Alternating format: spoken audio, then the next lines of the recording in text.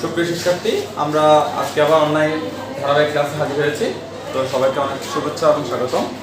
আজকে আমরা পড়ব সপ্তম শ্রেণী অর্থাৎ সপ্তপর্ণা বিষয়ে, সপ্তম শ্রেণীর সপ্তপর্ণা বিষয় অর্থাৎ বাংলা প্রথম পত্রে আমরা কাবুলিওয়ালা গল্পটি আজকে পড়ব।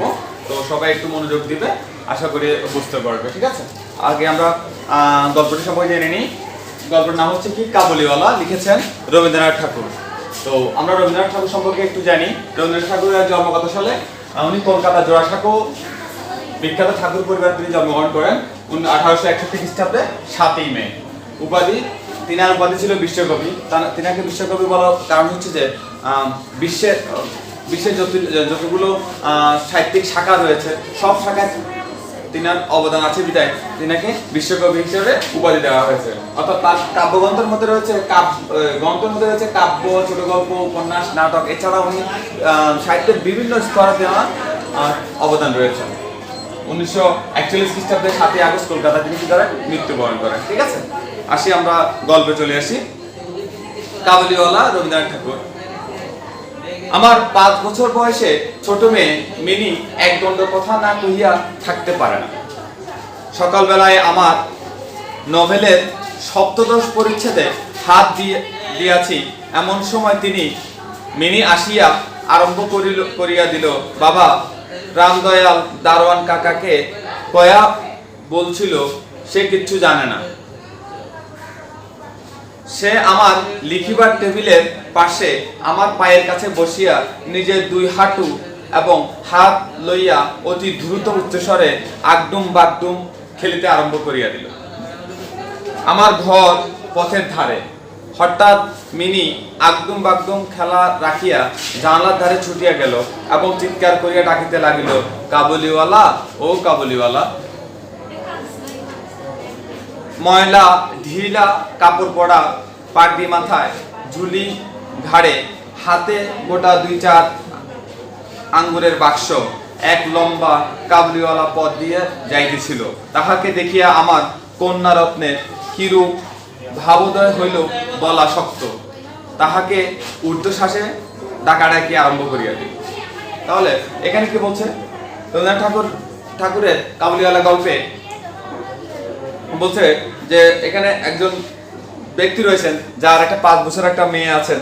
তো সেই মেয়ে এক লোককে দেখলো এবং তাকে কাবুলিওয়ালা বলে ডাকতে শুরু করলো।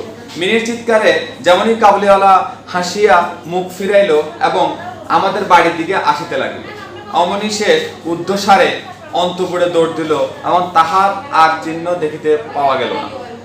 তাহার মনের মধ্যে একটা অন্ধবিশ্বাসের মতো ছিল যে ওই ঝুলিটার ভিতরে সন্ধান করিলে তাহার মতো 2-4টে জীবিত মানব সন্তান পাওয়া যাইতে পারে। তাহলে ওই কাবুলিওয়ালাকে দেখে ওই 5 বছরের মিনির কি মনে হলো যে কাবুলিওয়ালার কাছে যে ঝুড়িটা আছে সেই ঝুড়িতে কি আছে? মানব সন্তান আছে। ঠিক আছে, আমি মিনির অমূলক ভয় ভাঙ্গিয়া দিবার অভিপ্রায়ে তাহাকে অন্তপুর হইতে ডাকিয়া আনিলাম।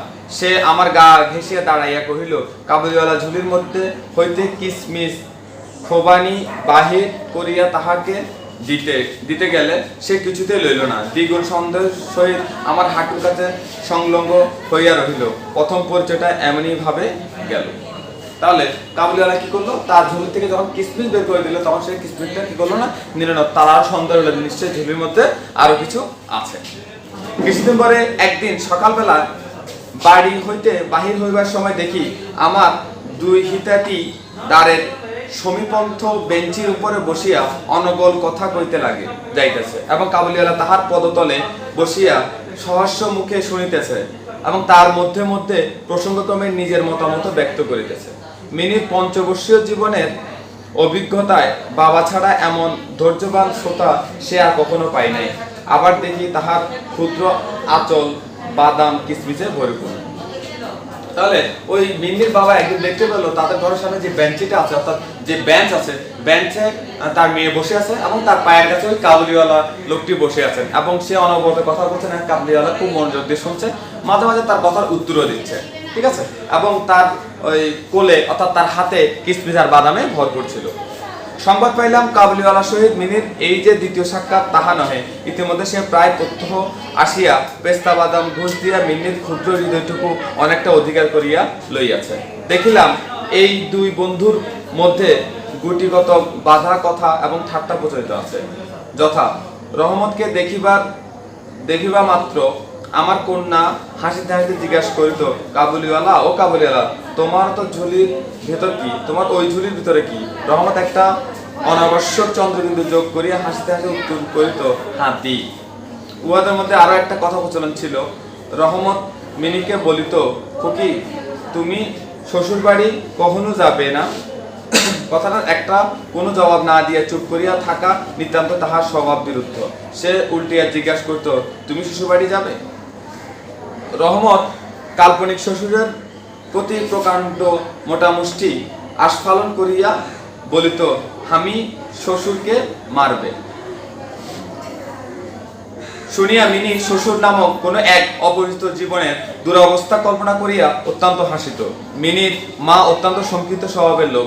রহমত কাবুলিওয়ালা সম্পর্কে তিনি সম্পূর্ণ নিঃসংশয় ছিলেন না। তাহার প্রতি বিশেষ দৃষ্টি রাখিবার জন্য তিনি আমাকে বারবার অনুরোধ করিয়াছিলেন। তাহলে কাবুলিওয়ালা এক লোক, যিনি কি করতেন, তিনি তার ঝুলিতে বাদাম কিসমিস রাখতেন এবং ওই 5 বছরের মিনির মনটা জয় করে নিয়েছিল এবং প্রায় সময় তার বাড়িতে আসতো এবং মিনির সাথে খুব ভালো বন্ধুত্ব হয়ে গেছিল এবং তার সাথে বিভিন্ন ধরনের ঠাট্টা মস্করা করতো।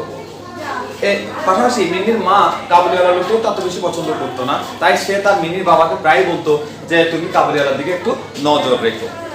আচ্ছা, এরপর একদিন সকালে আমার ছোট ঘরে বসিয়া প্রুফশিট সংশোধন করিতেছি, এমন সময় রাস্তায় ভারী একটা গোল শোনা গেল। চাইয়া দেখি আমাদের রহমতকে 2 পাহারাওয়ালা বাঁধিয়া লইয়া আসিতেছে। তাহার পশ্চাতে কৌতূহলী ছেলের দল চলিয়াছে। আমি দ্বারের বাহিরে গিয়া পাহারাওয়ালাকে দাঁড় করাইলাম, জিজ্ঞাসা করিলাম ব্যাপারটা কি।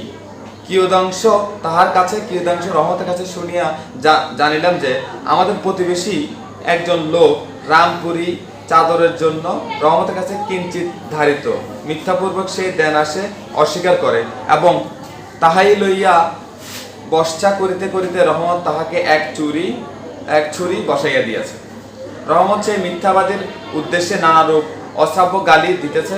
এমন সময় কাবুলিওয়ালা ও কাবুলিওয়ালা করিয়া ডাকিতে ডাকিতে মিনি ঘর হইতে বাহির হইয়া আসিল। তাহলে একদিন সকালে মিনির বাবা কিছু শোরগোল শুনে বের হয়ে দেখতে পেলো যে কাবুলিওয়ালাকে কিছু লোক বেঁধে নিয়ে যাচ্ছে। তো মিনির বাবা সবকিছু জানার উদ্দেশ্যে যখন ডাকলো কাবুলিওয়ালাকে এবং ওই লোকগুলোকে ডাকলো, তখন তার মাধ্যমে জানতে পেলো যে কাবুলিওয়ালা এক লোকের কাছ থেকে চাদর কিনেছিল, ওই চাদরের টাকা পাবে। এর জন্য তাকে কি করতেছে, টাকা পাওয়ার অপরাধে যেহেতু সে টাকা দিচ্ছে না, তাই কাবুলিওয়ালাকে ধরে মারতেছে এবং ছুরি দিয়ে আঘাত করেছে। এর মধ্যে মিনি কি করলো, কাবুলিওয়ালা ডাকতে ডাকতে ঘর থেকে বাইরে হয়ে আসিল।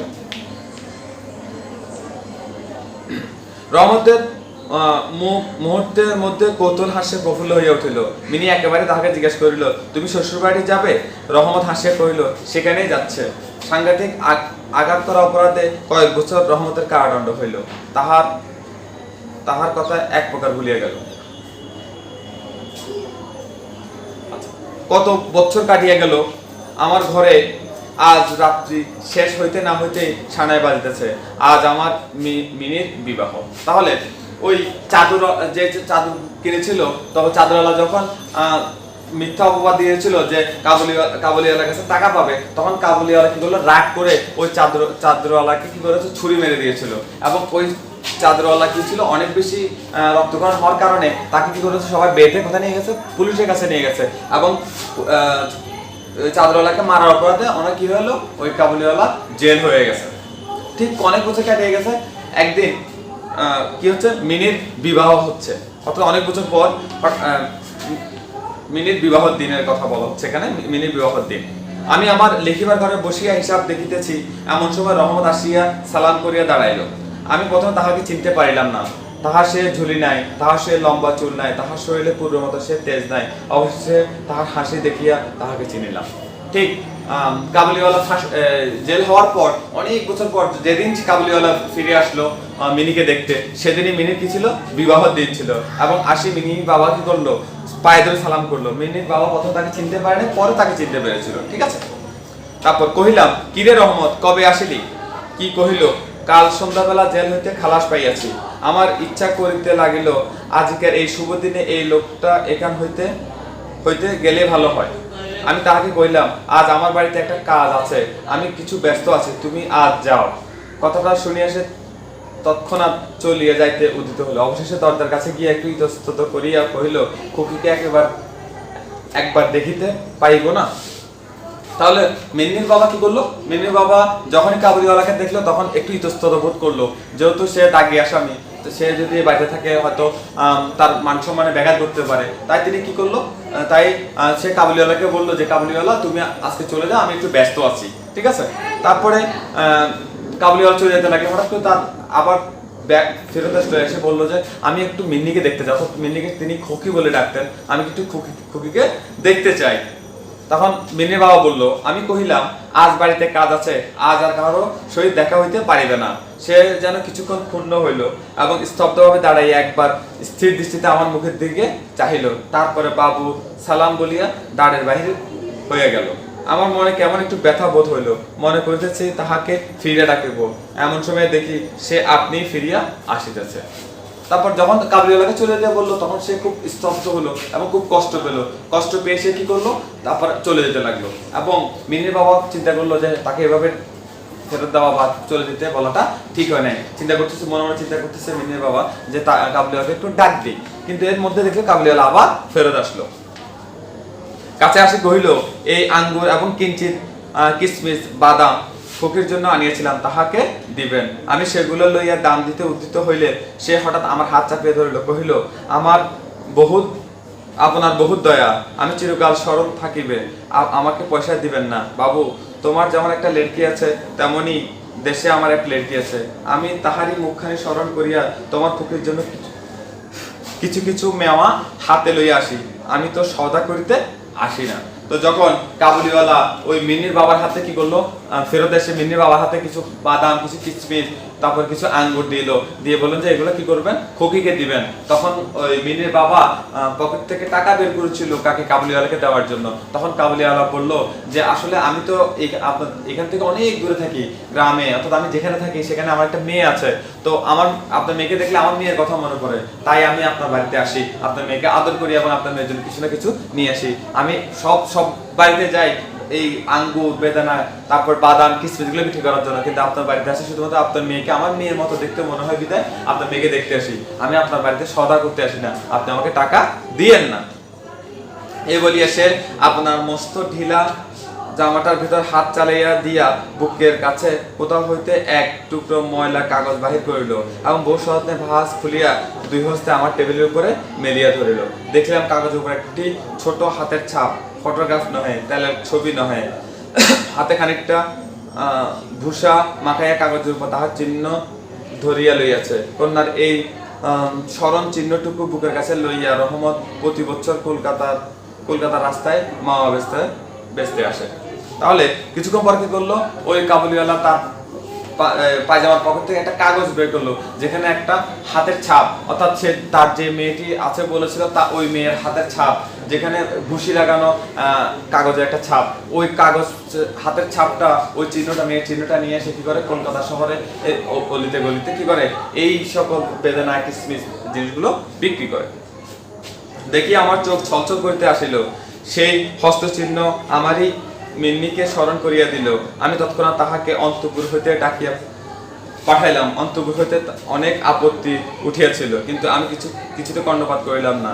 রাঙ্গাচেরি পরা, কপালে চন্দন আঁকা বধূ বেশিনী মিনি সলজ্জভাবে আমার কাছে আসিয়া দাঁড়াইল।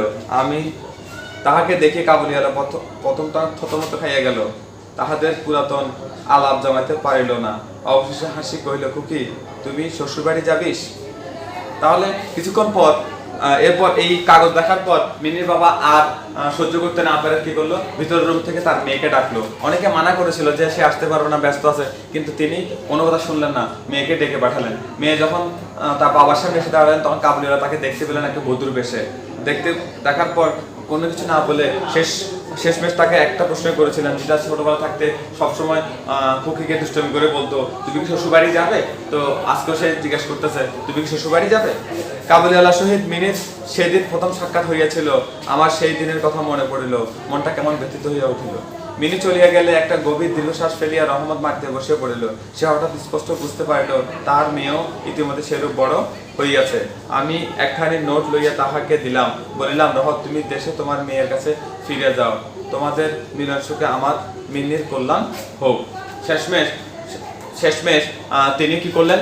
শেষমেশ তিনি যখন মিন্নি চলে গেলেন তখন তার বাবা খুব ব্যথিত হলেন এবং কাবুলিওয়ালা খুব ব্যথিত হয়ে মাটিতে বসে পড়লেন এবং মনে মনে চিন্তা করলেন যে আজকে মিনির মতো বড় হয়েছে নিশ্চয়ই আমার মেয়েটি। তখন মিনির বাবা তাকে একটা কাগজে নোট দিয়ে বললেন যে কাবুলিওয়ালা, তুমি দেশে ফিরে যাও, তোমার মেয়ের কাছে ফিরে যাও, তোমার মেয়ের সাথে যদি তোমার দেখা হয় তাহলে সেখানে আমার খুব ভালো লাগবে এবং আমার মেয়ের জন্য কল্যাণকর হবে। ঠিক আছে? তো আজকে এই গল্প এখানে শেষ করলাম। তোমরা কি করবে, এই গল্পটি খুব মনোযোগ সহকারে পড়বে এবং এখান থেকে সবচেয়ে বেশি ইম্পর্টেন্ট জিনিস হচ্ছে পাঠ পদ্ধতিটা পড়বে। তাহলে পাঠ পদ্ধতিটা পড়লে তোমরা এই অধ্যায় সম্পর্কে, অর্থাৎ এই কাবুলিওয়ালা গল্প সম্পর্কে খুব ভালো একটা ধারণা আসবে। তো ধারণা আসলে তুমি কি করতে পারবে, তুমি যে কোনো প্রশ্নের উত্তর দিতে পারবে। ঠিক আছে? তো আমাদের যে অ্যাসাইনমেন্ট আছে, আমরা এখন তো শিক্ষা মন্ত্রণালয় থেকে অনুমতি সাপেক্ষে অ্যাসাইনমেন্টের ঘোষণা হয়েছে। তো বাংলার উপর যে অ্যাসাইনমেন্ট আছে সেই অ্যাসাইনমেন্টের কাজটা তুমি এই গল্পটা পড়লে এবং পাঠ্যটা পড়লে তুমি উত্তর দিতে পারবে। ঠিক আছে? তো আজকের মতো এখানে সমাপ্ত। সবাই ভালো থাকবে, সুস্থ থাকবে। আল্লাহ হাফেজ।